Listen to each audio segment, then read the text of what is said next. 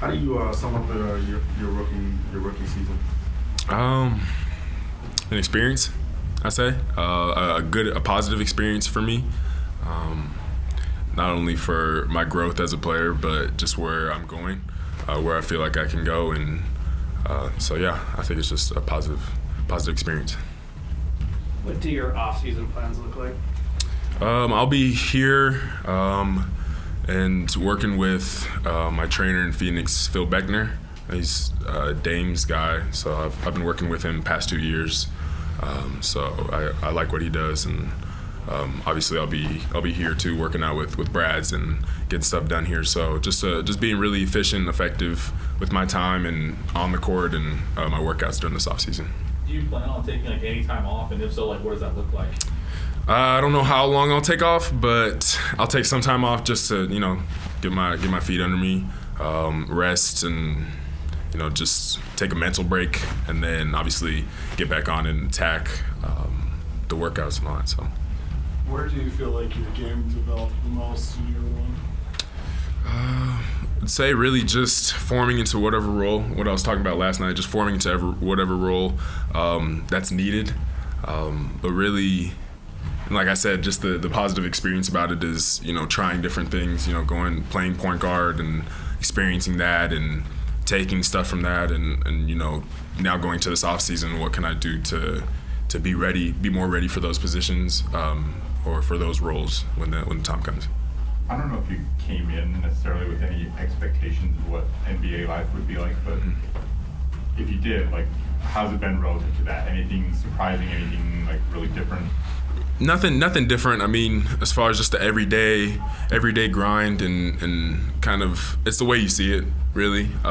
Showing up every day, being fortunate to be here and blessed to be here, I think is the biggest thing. If you could put that into perspective first, then that's the best thing, is to just be, blessed that I'm here and getting this opportunity to play every single day. So when you think of it like that, it's nice to show up and see smiles and positive attitudes everywhere. And obviously, this is the place that has it. So people talk about the rookie wall. Did you ever feel that at any point? Yeah, I did. I would say, this, I think it was after the overtime game. I collapsed on my bed after the game, and I was like, dang, like that's when I actually feel it. But yeah, for sure. I mean, I didn't even play how many games before I started to play real minutes, so it's like I know there's a whole other part to this season and an early grind in a sense. So I guess I really haven't hit the rookie wall since I haven't played a full season, but knowing how that looks when you do hit it and kind of taking care of your body even more, preparing so you don't hit that wall. I was kind of talking about that too, where early in the season when you did get those minutes, it's like hustle plays, cuts, crashing the glass, whatever, and then now you were like a featured guy in the offense, right? Like running point guard. How do you kind of combine both of those and still bring kind of the hustle elements of the game, even when you're kind of more featured? Yeah. I think just always predicating how I say it, really just, being out there, knowing why I'm out there and knowing what's keeping me on the floor at the end of the day.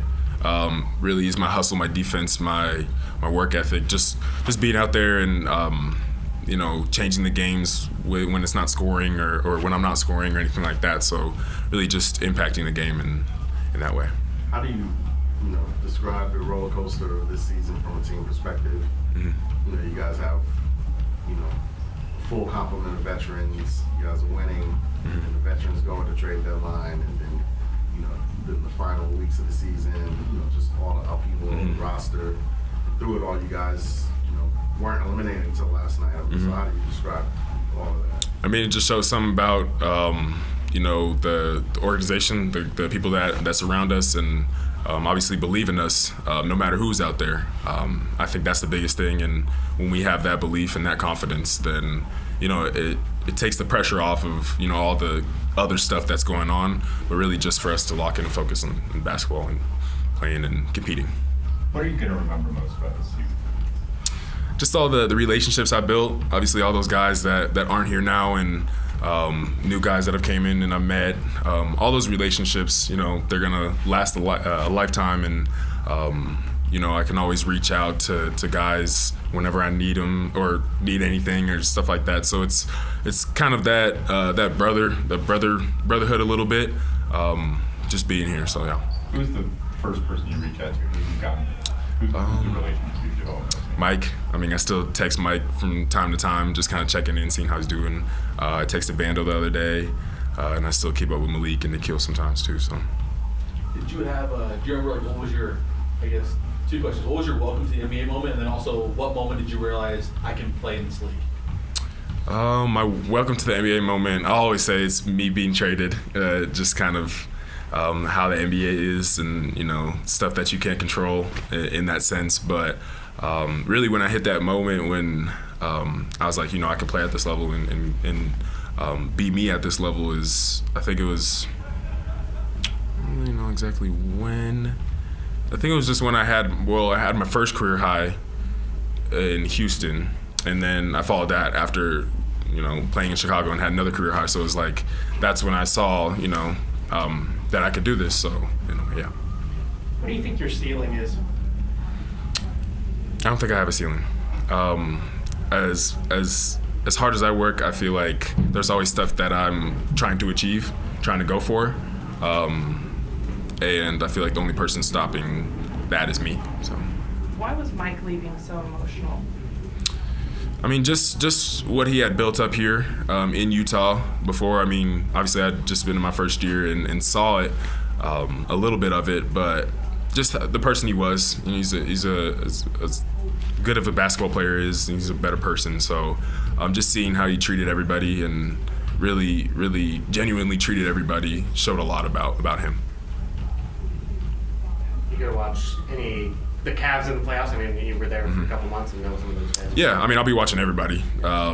Teams that it's different now.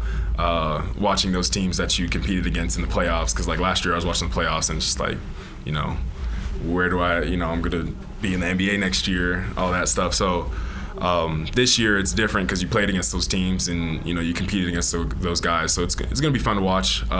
Curious to see who makes it out of the West and who makes it out of the East, because it's really a lot of question marks, I feel like. Do you think you're going to be thinking about it differently, like watching the West, kind of sizing up what you guys have now and thinking about next year? In a way, yeah. I think, the teams that we've competed with and played in night in, night out, I mean, obviously in the West Coast it's been close, but I feel like we're, just in that mix as well. We were close to being just in that mix, so have that confidence that we could be in that position too.